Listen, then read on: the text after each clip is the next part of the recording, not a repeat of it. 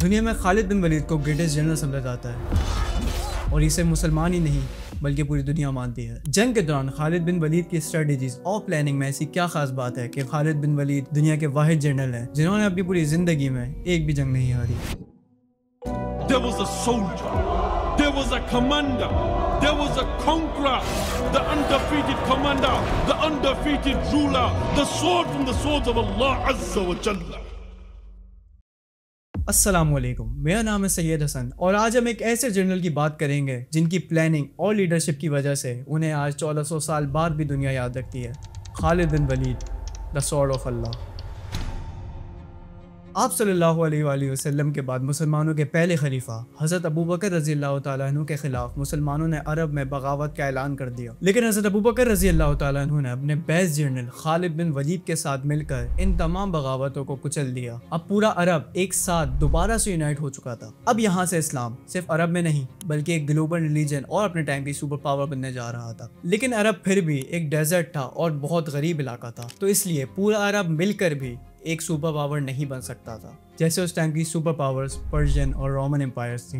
But इससे पहले ये दोनों एम्पायर्स आपस में लड़कर इतनी कमजोर हो गई थी कि मुसलमानों के पास ये बेस्ट टाइम था कि इन दोनों एम्पायर्स को फतह कर सकें। इस बात का हज़रत अबू बकर रज़ी अल्लाह तआला अन्हु को बहुत अच्छे से पता था, तो उन्होंने बगैर वक्त ज़ाया किए ये फैसला किया कि वो सबसे पहले पर्शियन एम्पायर के ऊपर हमला करेंगे। हज़रत अबू बकर सिद्दीक रज़ी अल्लाह तआला अन्हु ने पूरे अरब में यह ऐलान कर दिया कि पर्शियन एम्पायर की जंग में सिर्फ वो मुसलमान होंगे जो इस जिहाद में हिस्सा लें और जो ना लड़ना चाहे वो ना लड़े। और हज़रत अबू बकर सिद्दीक रज़ी अल्लाह तआला अन्हु ने अपने जनरल खालिद बिन वलीद को ये लेटर लिखा कि जंग यमामा में बगावतों को ख़त्म करने के बाद वापस मदीना नहीं बल्कि अपनी फ़ौज को लेकर पर्शियन एम्पायर की तरफ जाओ। तो खालिद बिन वलीद 18,000 मुसलमानों का लश्कर लेकर पर्शियन एम्पायर की तरफ गए। खालिद बिन वलीद अपनी फ़ौज को ईरान के जिस इलाके में लेके गए आज उसे कुवैत कहा जाता है, जहां बहुत सारे पर्शियंस और अरब आबाद थे। जंग से पहले खालिद बिन वलीद ने पर्शियन लीडर को एक खत लिखा, या तो इस्लाम कबूल कर लो या तो जिजिया देने के लिए तैयार हो जाओ, वरना जो कुछ होगा उसके जिम्मेदार तुम खुद होगे,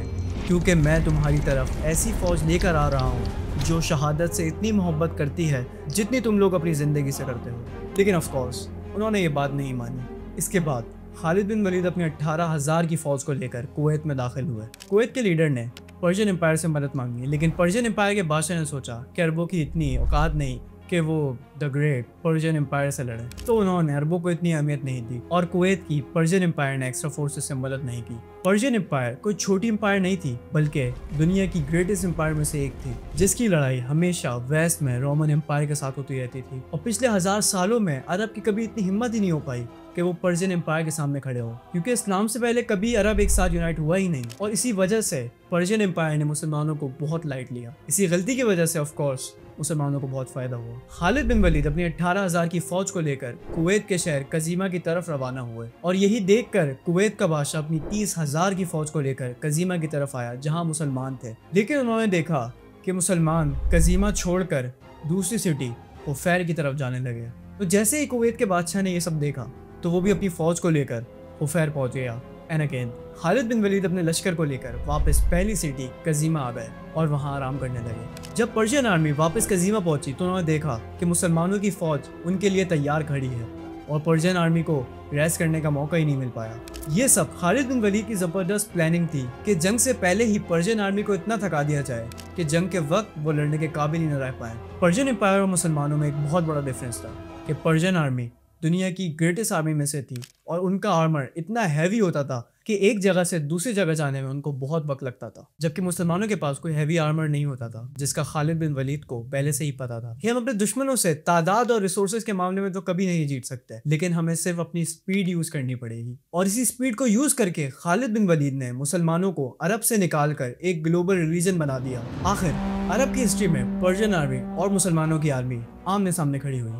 पर्शियन आर्मी के जनरल ने सबसे पहले मुसलमानों के जनरल खालिद बिन वलीद को अकेले लड़ने का चैलेंज दिया, जो खालिद बिन वलीद ने एक्सेप्ट किया। लेकिन उन्होंने देखा कि मुसलमानों की आर्मी में से एक 60 फुट का आदमी हाथ में तलवार लिए आगे बढ़ रहा है। खालिद बिन वलीद जब घोड़े पे बैठते थे तो उनके पैर जमीन को टच कर रहे होते थे, और वो हजारों की फौज को जंग के मैदान में खड़े होकर आसानी से देख सकते थे। खालिद बिन वलीद जब उस झरने से लड़ने गए तो पर्शियन आर्मी में से 2 और लोग अपने जनरल के साथ लड़ने आ गए। खालिद बिन वलीद ने एक और मुसलमान के साथ मिलकर उन तीनों को खत्म कर दिया। फिर दोनों फौजें जंग के मैदान में लड़ना शुरू हुई।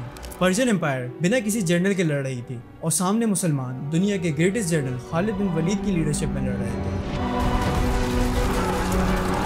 A new age is coming, and it begins tonight. Allahu Akbar.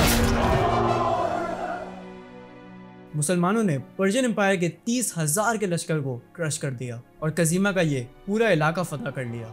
इसके बाद पर्शियन एम्पायर ने अपनी और फौज भेजी और मुसलमानों ने इनको भी ख़त्म कर दिया। नाउ पर्शियन एम्पायर का एक बहुत इंपॉर्टेंट शहर कजीमा हज़रत अबू बकर सिद्दीक रज़ी अल्लाह तआला अन्हु के कंट्रोल में आ गया। अब इस्लाम अरब से निकलकर दुनिया का दूसरा सबसे बड़ा रिलीजन बनने जा रहा था और मुसलमानों ने अपने टाइम की 2 सबसे बड़ी सुपर पावर्स को खालिद बिन वलीद की लीडरशिप में कैसे ख़त्म किया, इसे समझने के लिए सब्सक्राइब।